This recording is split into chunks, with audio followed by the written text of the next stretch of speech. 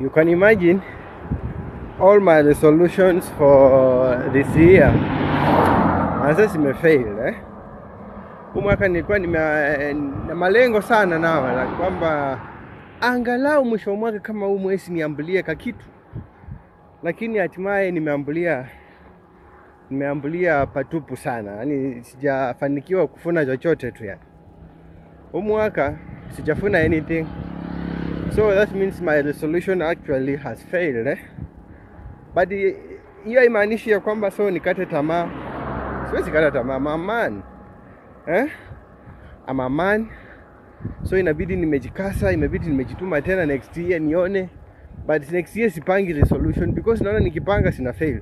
So what I'm going to do, nitadeal tu na situation vile ipo. So hata wewe mwenye unataka kupanga resolution, don't do that because haita make.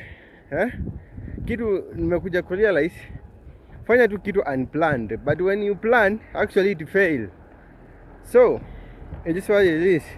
Nakumbuka nakopa tu njaa.